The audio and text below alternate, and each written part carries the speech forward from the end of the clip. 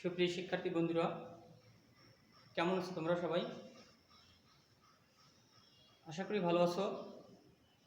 আমি হানিফ বাওয়ালি, সহকারী শিক্ষক ভৌত বিজ্ঞান, বাগেরহাট সরকারি বালিকা উচ্চ বিদ্যালয়ের পক্ষ থেকে আজকে দশম শ্রেণীর পদার্থবিজ্ঞানের দ্বাদশ অধ্যায়ের ধারাবাহিক ক্লাসের তৃতীয় ক্লাস আজকে তোমাদের সামনে আমি নিব। তোমরা যারা এর আগের দুটো ক্লাস করেছো তারা আজকে আমার ক্লাসটা মনোযোগ সহকারে দেখবে, এবং যারা নতুন তারাও অত্যন্ত কেয়ারফুলিভাবে ক্লাসটা ফলো করো। নতুন এবং পুরাতনদের জন্য আমি পূর্বে ক্লাসের সারাংশটা সংক্ষেপে আলোচনা করব। আমাদের পূর্বে ক্লাসের মূল আলোচ্য বিষয় ছিল সলিনয়েড এবং তাড়িৎ-চুম্বক। তো বন্ধুরা, সলিনয়েড কাকে বলে? সলিনয়েড হচ্ছে অনেকগুলো পেঁচানো তারের একটা কুণ্ডলী, যে এরকমের আমরা যদি আঁকি, এটা একটা সলিনয়েড। এই সলিনয়েডের সাথে আমরা কি করেছিলাম? শক্তিশালী তড়িৎ-চুম্বক তৈরির ক্ষেত্রে সলিনয়েডকে ব্যবহার করেছিলাম। আর তাড়িৎ-চুম্বক কাকে বলে? এই সলিনয়েডের মধ্যে একটি কাঁচা লোহার মধ্যে রেখে আমরা যদি সলিনয়েডের তড়িৎ সংযোগ করি, যেমন ধরো এখানে আমরা ব্যাটারি সংযোগ করে দিলাম। আমরা জানি যে কোনো পরিবাহী তারের মধ্যে তড়িৎ প্রবাহিত হলে তারের আশেপাশে একটি চৌম্বক ক্ষেত্র সৃষ্টি হয়। অনুরূপভাবে যখন আমরা সলিনয়েডের মধ্যে তড়িৎ প্রবাহিত করব, তখন সলিনয়েডের প্রত্যেকটি কয়েলের মধ্যে আলাদা আলাদা চৌম্বক ক্ষেত্র তৈরি হয়ে একটা শক্তিশালী চৌম্বক ক্ষেত্র সৃষ্টি হবে। তো এক্ষেত্রে যদি আমরা তাড়িৎ-চুম্বক তৈরি করি, সলিনয়েডের মধ্যে যদি একটা কাঁচা লোহার মজ্জা রেখে এই সলিনয়েডে তড়িৎ সংযোগ করি, সেক্ষেত্রে এই যে কাঁচা লোহার মজ্জাটা, এটাও সলিনয়েডের অনুরূপ চৌম্বক ক্ষেত্র সৃষ্টি করবে, অর্থাৎ এটি একটি চৌম্বক দণ্ডে পরিণত হবে।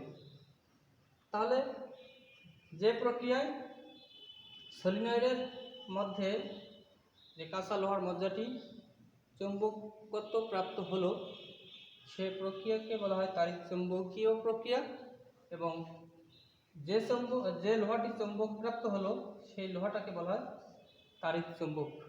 অর্থাৎ তড়িৎ প্রবাহের ফলে কোনো চুম্বকীয় পদার্থকে চুম্বক বা চুম্বক দণ্ডে পরিণত করা প্রক্রিয়াকে তাড়িৎ-চুম্বকীয় প্রক্রিয়া বা তাড়িৎ-চুম্বকীয় পদ্ধতি বলে, এবং এই প্রক্রিয়ায় যে চুম্বক উৎপন্ন হয় তাকে বলা হয় তাড়িৎ-চুম্বক। আজকে আমরা এই সলিনয়েড, তাড়িৎ-চুম্বক বা বিদ্যুতের চৌম্বক ক্রিয়া, এই বিষয়গুলোর মূল যে বিষয়টা আমরা এই দুটো ক্লাস আলোচনা করেছি, এর উদ্দেশ্য কী ছিল? কৃত্রিম চৌম্বক তৈরি, অর্থাৎ বিদ্যুৎ প্রবাহের ফলে কোনো তড়িৎ প্রবাহের আশেপাশে একটা নতুন চৌম্বক ক্ষেত্র সৃষ্টি করা বা তৈরি করা।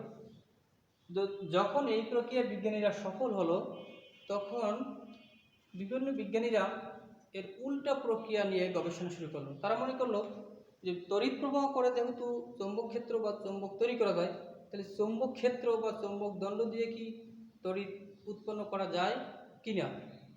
দীর্ঘ গবেষণার পর মাইকেল ফ্যারাডে প্রথম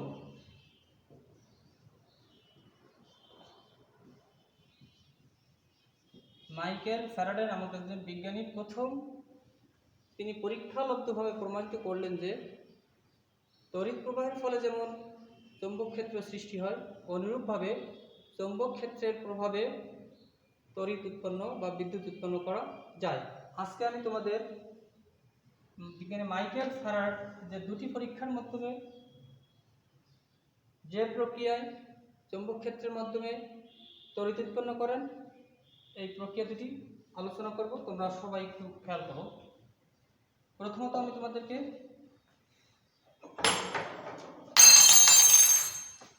সলিনয়েড, এটা নিশ্চয়ই তোমরা জানো। সাপোজ এটা একটা লোহার দণ্ড, আমি এটাকে পেঁচিয়েছি, এই পেঁচানো তারের কুণ্ডলীটা হচ্ছে কি সলিনয়েড, আর এর মধ্যে যেটা দিচ্ছি এটা একটা লোহার দণ্ড। এখন যদি আমি তারের অপর যে দুটি প্রান্ত আছে, এই একটা আর এই একটা, এই দুটো প্রান্তকে যদি আমি ব্যাটারির সাথে কানেক্ট দিই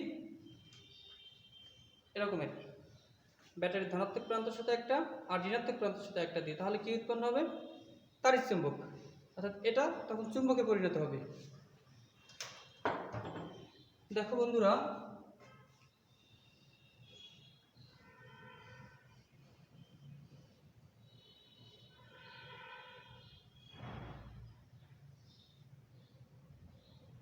এটা একটা সলিনয়েড। এই সলিনয়েডটাকে আমি একটা ব্যাটারি দিয়ে বিদ্যুৎ সংযোগ দিচ্ছি, এভাবে বিদ্যুৎ প্রবাহিত হচ্ছে। আমি এখানে একটা চাবি দিতে পারি, যদি চাবি আমি বন্ধ করি তাহলে বিদ্যুৎটা ব্যাটারির ধনাত্মক প্রান্ত থেকে ঋণাত্মক প্রান্ত থেকে পরিবাহিত হবে। আচ্ছা, এখন আমি একটা চুম্বক দণ্ড দেখব। এটা একটা চুম্বক দণ্ড, এটা হচ্ছে সাউথ পোল নর্থ পোল, দক্ষিণ মেরু উত্তর মেরু, অর্থাৎ এটা একটা দণ্ড চুম্বক। আমি যদি এই চুম্বকটা এই তড়িৎ সংযোগবাহী সলিনয়েডের কাছে এরকমের বারবার, প্রথমে যদি এরকম একবার প্রবেশ করি, স্পর্শ করব না, জাস্ট এর কাছে এরকম আমি প্রবেশ করব। প্রবেশ করার ফলে এই সলিনয়েডের আমি চুম্বক দণ্ডের যে প্রান্ত সলিনয়েডের কাছে আনবো, এটা কি নর্থ প্রান্ত, উত্তর মেরু, তাহলে এটা উত্তর মেরু হবে, আর এটা তাহলে দক্ষিণ মেরু হবে। যখন আমি এই চুম্বক দণ্ডটা আনবো, গতিশীল করব, এই গতিশীল অবস্থা এই উত্তর মেরুর প্রভাবে এখানে একটা উত্তর মেরু সৃষ্টি হবে। এই দুই উত্তর মেরুর আন্তঃপ্রবাহীয় যে বলের প্রভাবে এখানে একটা বিদ্যুৎ উৎপন্ন হবে। এখানে কি উৎপন্ন হবে? বিদ্যুৎ। তো এই বিদ্যুৎটা আমি কিভাবে আইডেন্টিফাই করবো যে বিদ্যুৎ উৎপন্ন হয়েছে কিনা? আমি এটাকে পরীক্ষা করার জন্য আমি তোমাদের এই সংযোগে আমি একটা অ্যামিটার অথবা গ্যালভানোমিটার কানেক্ট করতে পারবো। অ্যামিটার তড়িৎ প্রবাহ নির্ণয় করবে, আর গ্যালভানোমিটারের কাজ কি? তড়িৎ প্রবাহের অস্তিত্ব এবং পরিমাণ নির্ণয় করবে। এইটা হচ্ছে, দেখো তোমাদের একটা আমি অ্যামিটার দেখাচ্ছি। এটা একটা অ্যামিটার। অ্যামিটারের এই যে আমি একটা তার কানেক্ট দিছি, এটা একটা নেগেটিভ তার, এটা পজিটিভ তার। এটা ধরো জিরো বিন্দু। এই অ্যামিটারের কাঁটাটা যদি আমি ব্যাটারির সাথে কানেক্ট করি তাহলে কাঁটাটা এরকমের বিক্ষেপ দিবে। তাহলে এখানে সেম একটা অ্যামিটার, যখন বিদ্যুৎটা এই দিক থেকে এই দিকে আসবে তখন তোমার এই অ্যামিটারের কাঁটাটা এই দিকে বিক্ষেপ দিবে। তাহলে আমি সেটা চিত্রের মাধ্যমে কীভাবে দেখো? যখনই তোমার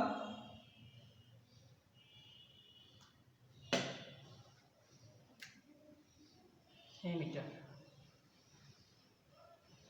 এই দিক থেকে বিদ্যুৎ এইদিকে এসে এই দিক, তাহলে বিদ্যুৎ প্রবাহিত হচ্ছে কোন দিকে? এই দিকে। তাহলে গ্যালভানোমিটারের কাঁটাটা হবে কোন দিকে বলো তো?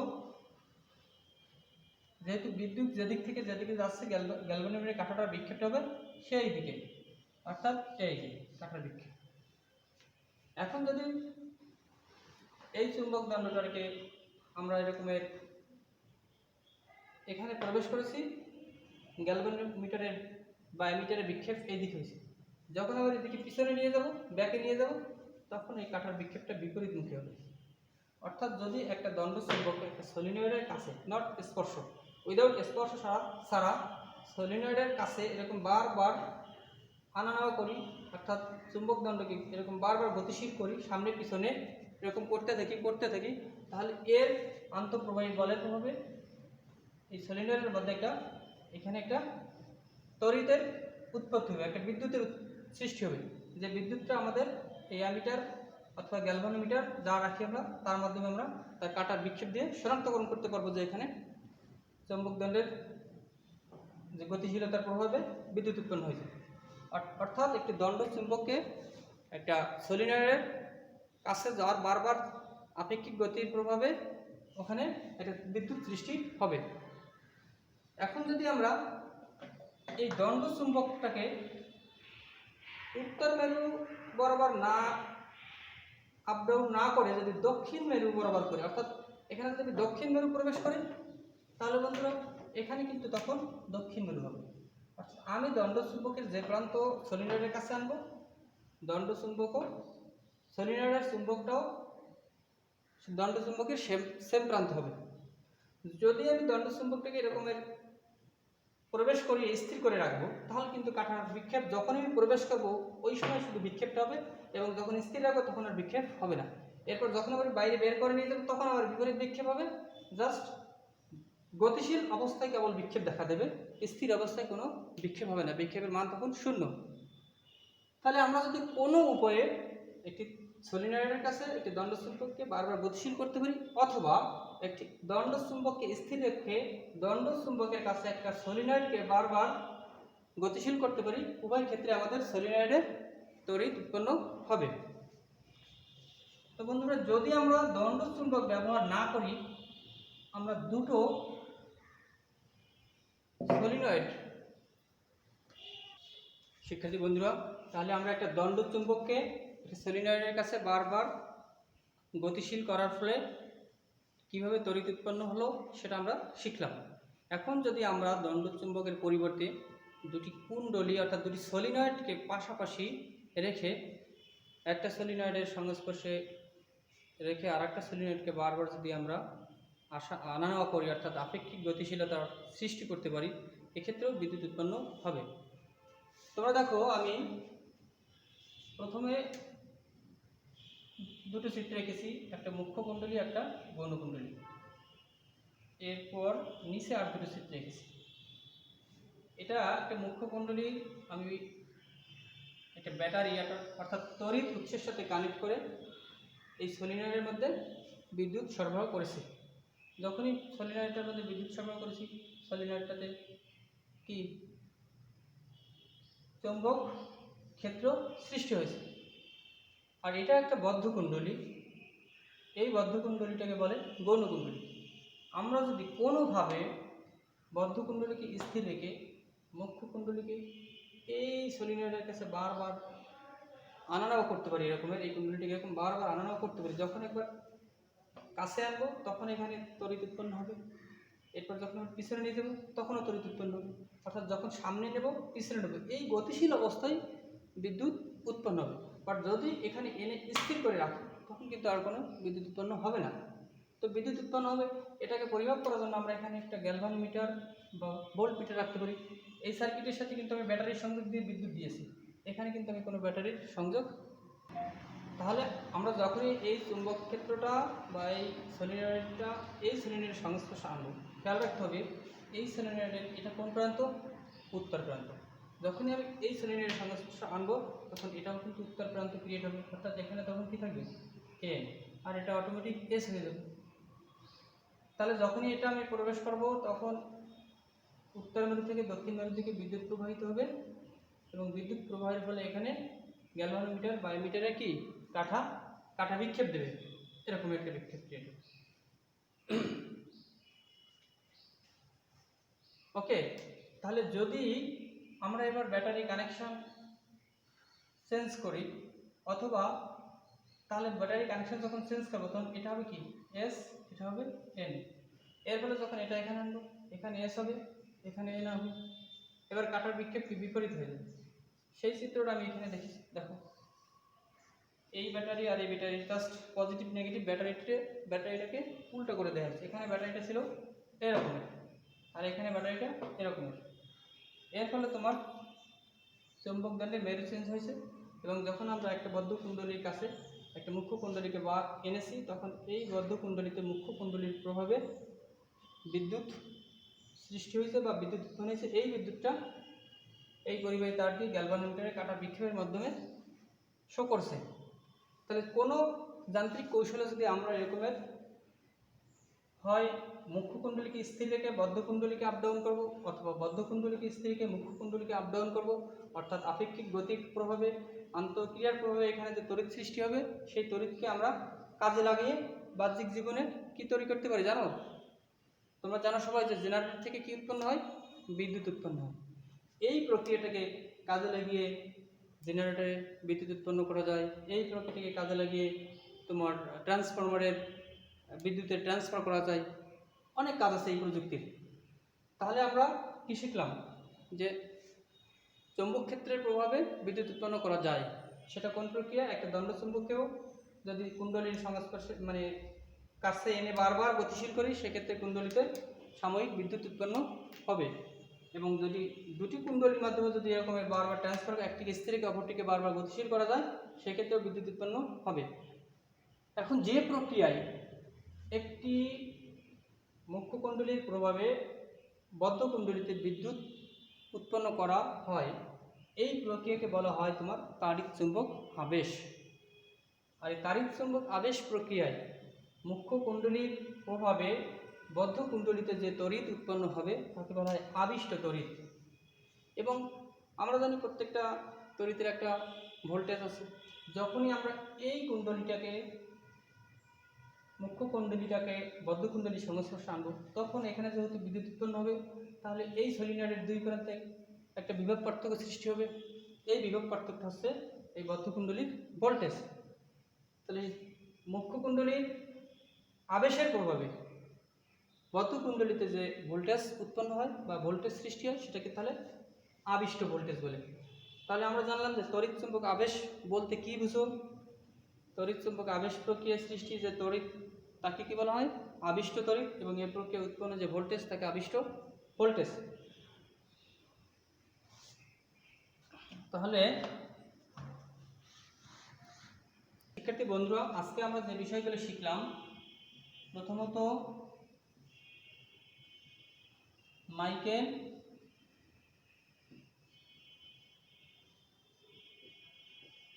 ফ্যারাডে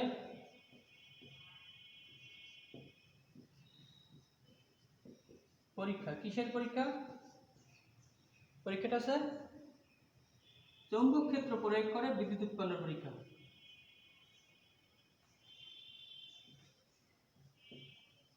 ক্ষেত্র প্রয়োগ করে বিদ্যুৎ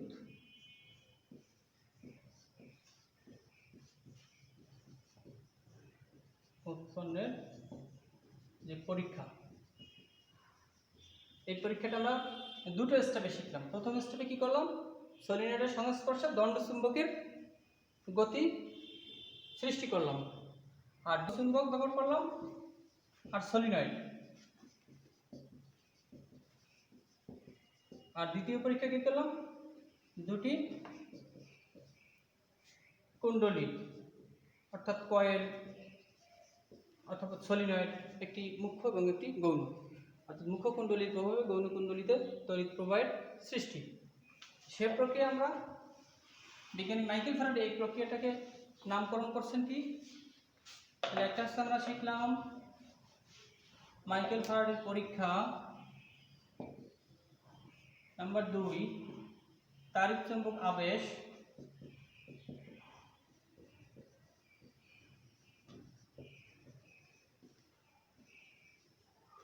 তিন আবিষ্ট তড়িৎ প্রবাহ। এবং 4 নম্বরে শিখলাম কি? আবিষ্ট ভোল্টেজ।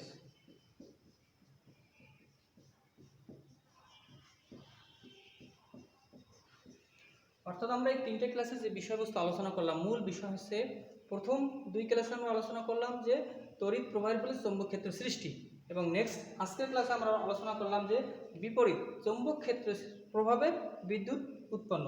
এবং এই দুটি বিষয়ের উপর ভিত্তি করে আমাদের এই অধ্যায়ে 3টে যান্ত্রিক কৌশল আছে। একটা হচ্ছে মোটর, একটা তোমার জেনারেটর, এবং একটি হচ্ছে ট্রান্সফরমার। আমরা পরবর্তী ক্লাসে মোটর এবং জেনারেটরের কার্যপ্রণালী আলোচনা করব। তো বন্ধুরা, তোমরা আজকের এই ক্লাসটা সুন্দর করে বাসায় পাঠ নেবে এবং পরবর্তী ক্লাসের জন্য প্রস্তুতি নেবে। সবাই ভালো থাকবে, সুস্থ থাকবে, আশা করি ভালো থাকবে সবাই। তাহলে এইটাই তোমাদের বাড়ির কাছ থাকবে যে এই বিষয়গুলো সুন্দর করে শিখে নেবে বাসায় বসে। সবাই ভালো থাকো, সবাইকে ধন্যবাদ। আল্লাহ হাফেজ।